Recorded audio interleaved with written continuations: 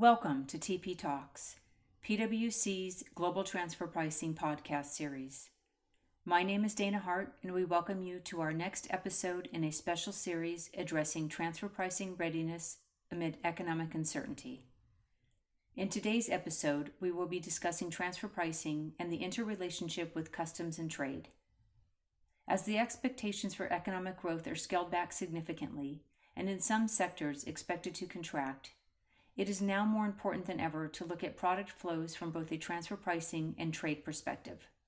As we have shared in the past, transfer pricing and trade policies can impact one another, and it's important to consider both collectively. Joining me today to discuss this, I have Chris Desmond, a transfer pricing partner with PwC US, Lionel Van Reet, a customs and international trade partner with PwC Belgium, and Maytee Pereira, a Customs and International Trade Managing Director with PwC US. Chris is our moderator for today, so Chris, I will hand it over to you to get the discussion started.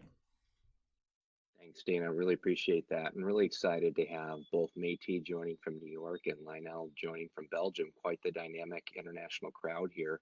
And I think that's part of what we're really talking about today is the international triggers that are happening with multinational corporations. And when we're talking about the stage and setting the stage for transfer pricing, one of the big pieces companies are looking at now is actually modifying their transfer pricing policies due to COVID-19, due to this crazy kind of quarter that's going on. And what we wanted to do is go through different discussion topics on this. And one of the industries that have been hit the hardest is consumer markets and retailers with their spring stock, thinking through markdown, donation, duty drawback. And I thought we'd turn first to Maytee to kind of go through the consumer market retail space a little bit, what companies are thinking through and how you guys are looking at things from a trade and potentially transfer pricing perspective.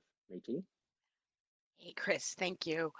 You're absolutely right. The consumer markets space has probably been the most impacted. Never in its history have they experienced both the disastrous situations that we see in the United States, where every state in the union has been declared a national disaster, but having the same impact across the world.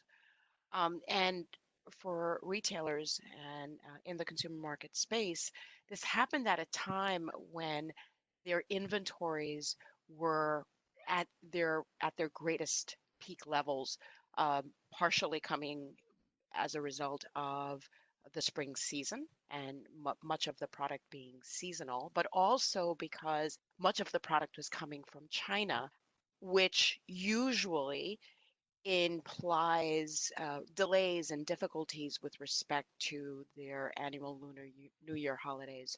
So in the consumer market space, they've been building those inventories that now are aging by the day and becoming obsolete because so much of the product is seasonal. So those companies are facing a challenge of what to do with that inventory as they look forward to moving ahead and opening up. New seasonal inventory will be on its way.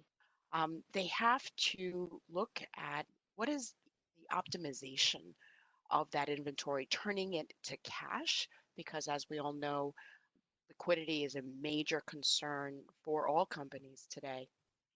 And looking at that inventory as the potential for a cash generator, whether it means looking at the traditional channels of marking down within the traditional consumer audience, or looking at liquidation models, or duty drawback, which can be especially important for companies today because it allows them the opportunity to recover the duties that have already been paid and actually retrieve a refund with respect to that cost that's already been incurred, but by doing so in an optimized manner where they're exporting the goods either in the context of a liquidation or perhaps a donation, but a directed donation where the goods are exported, they get the benefit of a liquidation sale a potential charitable contribution tax benefit,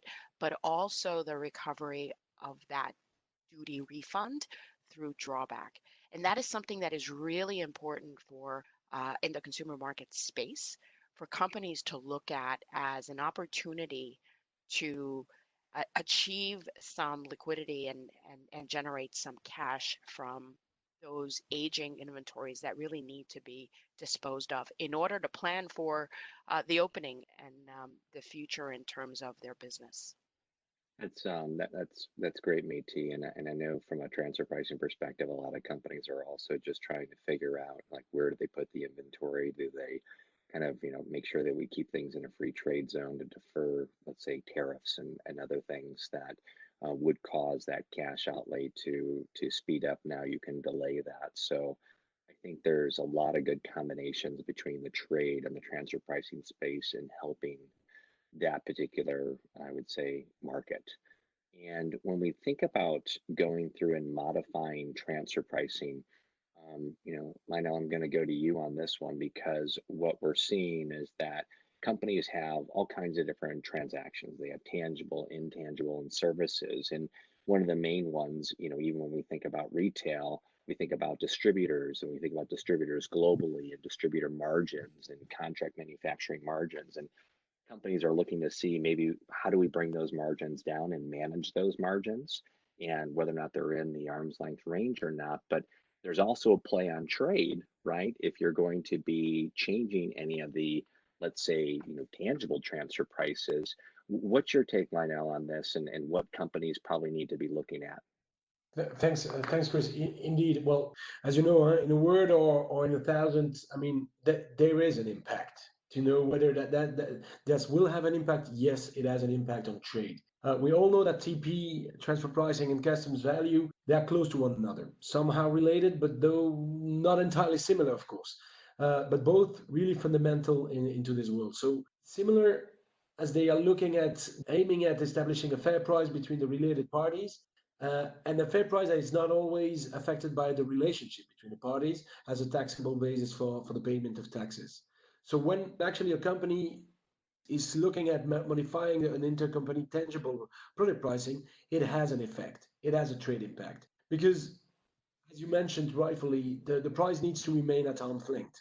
It has to be valid for both transfer pricing and customs valuation. That's the first one. But okay, changing price from a transfer pricing perspective happens over a period of time. So when you are altering price from a customs perspective, that happens on a transaction basis. So technically, you always face the obligation to report these and to report these uplift or actually downstream adjustment. So you need to adapt your trade compliance reporting accordingly.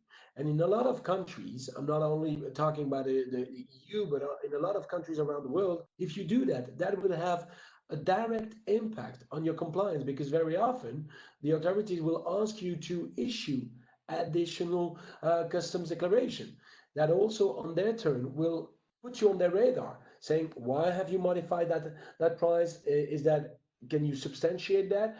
Do you have enough material to justify that? Is that within the right proportion? So that there you see an impact. And then a very concrete impact that a lot of companies tend to forget, and that's the last one, is that people usually tend to forget that if they start to change and modify their prices, this could add also not only an impact on customs valuation, but also, for instance, on the way you're using free trade agreements, so your preferential origin, because very often the rules there are based on prices. So if you start to decrease, for instance, a price, you may end up in a position not being able to justify the benefit of a preferential origin. So technically, by doing something good on one side, you may lose not only on customs value, but also on preferential origin. And there, I think that these are the trade impact that we should keep in mind. One other thing to think about too. I mean, you're in Belgium, and there's so many multinational companies that have structures that involve a European principal or holding company, and so we also are dealing with companies that are not only adjusting the tangible property prices, but also royalties and services. And is there a trade impact too if one does adjust a royalty rate or a service? If I'm the head of tax and I'm going, well, I'm going to start changing maybe the royalties to make sure we put the profits in the right bucket. What's the word of caution there if there is one? Good point. I mean, yeah, there you're spot on. You touch on everlasting discussion between authorities and companies is how do we go along? How do we deal with those royalties? Do they have to be included or not? Do they have to be included in full or not? So in a minute or so, I'll try to tell you more about what's happening and what has happened over the last, I would say, 3 years. Because that's from May 16, with the new legislation in Europe kicking in. The rules have been a bit more strict, a bit more rigid, certainly for multinationals, where before there was a conditional saying you may fall under these rules. Now, the mere fact of being a multinational is unfortunately qualifying you and making you actually covering one of the two conditions that needs to be covered in order to be included as a royalty to the customs value price. The two conditions are whether that royalty or that service relate to the goods being imported, that's the first one, and second, whether it's a condition of the sale. If you were multinational, that second being a condition of the sale nowadays is being considered by lots of customs authorities as being a given. And the latitude in order to step out of it is not as big as it was before. So there, we definitely encourage companies to have a good look at the way they went around with royalties over the last couple of years, because the authorities, they will be behind you. They will come after you because they know that there is a lot of uncertainty. So that's really important for companies to keep in mind. Now, what we see also, and I'll finish with that, is that you don't always have to include the service in full, or you don't always have to include the royalty in full. As I mentioned, it has to be related to the goods being imported. A lot of, for instance, the royalties, they have to do with after importation, post-importation type of cost, like the marketings and the way local people will promote the product. That has nothing to do with the importation. And those services, those royalties that relates to all of that, they could be deconstructed from the customs value because they only happen after importation. So I think that this is quite key to be kept in mind, that the royalty issue is not a given as a whole. It can be discussed with the authorities. So I think the quick takeaway, if I'm just trying to simplify the answer, is that if we can point the royalty or service related to the manufacturing, that's where you need to take caution. If it relates to SG&A costs, trademark and trade name, may not be as impactful. Is that fair? That indeed, that may be, but pay attention also, the trademark exception has been abolished. That's one of the fun facts of 2016 in Europe, not really in the US, but actually in Europe. So that's where it's important always to keep that in mind. But you're right. Okay, well, that's really helpful. So if I'm going to be changing transfer pricing, tangible royalties or service, I need to talk to my friendly trade person to help me out to make sure I'm not going to cause a problem. That's the bottom line that it sounds like. Perfect. And then let's go to our last topic, duty drawback. And duty drawback is something, Maytee, that you and the customs team do a lot of, and you've been doing that for years. But now this is something where it provides cash to companies. And when you look at it from a U.S. perspective, we're looking at the imports and exports from a U.S. company and the pricing of them that could influence things in transfer pricing. Sometimes you have intercompany transactions there. So are you guys, when you're working with companies and working on duty drawback, what is the kind of interplay with transfer pricing, if at all? Or is it something that you guys are kept separate? What are your thoughts on the potential overplay with transfer pricing and duty drawback? Yes, Chris. In the duty drawback environment, the the potential for recovery is predicated on the duties that were paid on the import of merchandise, and multi in a related party environment, that that value is coming out of that intercompany sale. Likewise, on the export, the value of that export sale, that transaction, is what is going to give us the ability to recover duties that were paid on the import.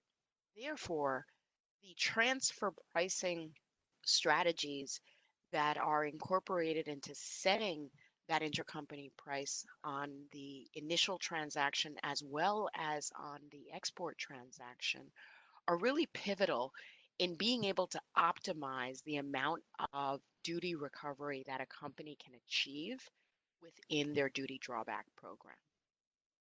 That makes sense. And so basically, the takeaway is this: you guys are looking at duty drawback historically, of course, and then on a go forward perspective, that is going to be always a concern of really then what the program might provide. And it's easily influenced, is what I'm hearing, if a company has intercompany policies, either for imports and exports on a go forward perspective. So if they're going to be changing some of the pricing, like we were talking about with Lionel, we need to make sure that maybe there is some modeling done if they have a duty drawback program in place, because they actually might be providing a detriment to the company that they don't realize. Exactly, exactly. The opportunity to optimize their drawback programs is really a function of being able to have that correlation between the strategy from the transfer pricing perspective, as well as taking into consideration the trade implications of that strategy.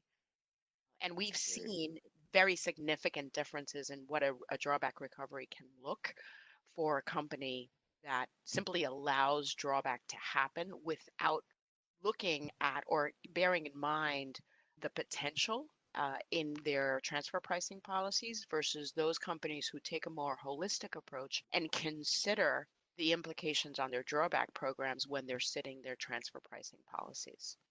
I'm seeing a common theme here of the need to make sure you have a discussion with the trade team if you're modifying transfer pricing. So I think that that's really the theme that I'm hearing from all three discussion points. So let's kind of bring this to an end and get kind of the 1 to 2 takeaways from each of you. So Lionel, I'm going to probably start with you if that's okay. What's kind of like that takeaway for the folks that are listening, especially for the folks that are in charge of a transfer pricing function, head of tax, that you'd want to make sure they have that nugget to take away from the podcast?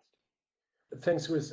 I think that actually one of the takeaways is that indeed, you mentioned that several times. I mean, it's more than ever the time to be between transfer pricing professionals and also trade professionals within a company, that they talk to each other, that they engage with one another. I mean, the OECD is really busy with looking at how the setting of the rules needs to evolve going forward. And likewise, on the customs valuation perspective, the same happens. National customs authorities is very high on the agenda, and since I mean trade and customs is an above the line cost, that has direct impact on the margin of the companies, a direct impact on the working capital management. So that's why transfer pricing and trade experts needs to talk to one another. It's a great point. Maytee, how about you? What are some thoughts? Sure. I'd say for particularly those companies in the consumer market sector that have been so significantly impacted, looking at their inventories in a strategic manner with a view toward optimizing the potential to monetize those inventories by looking at a much broader perspective of options or alternatives into how to dispose of that inventory. The traditional avenues that companies are accustomed to using in order to dispose of excess inventory won't be as effective in the current environment because there is essentially a glut, not only for a given company, but across all companies. And also, the companies that they generally would use for those liquidations, those traditional channels, are experiencing the same conditions. So, thinking more broadly and considering things like duty drawback and directed exports, liquidations, or donations might be the optimal way to take those inventories and convert them to cash.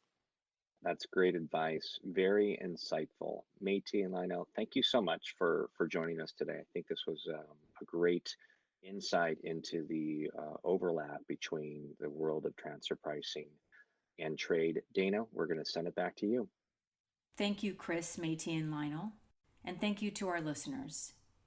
We will continue to release these podcasts regularly and as the transfer pricing environment demands. We also encourage you to reach out to your regular PwC transfer pricing contact for immediate response. As always, your PwC teams stand ready to accompany you on this journey every step of the way. Stay safe and healthy. Thank you.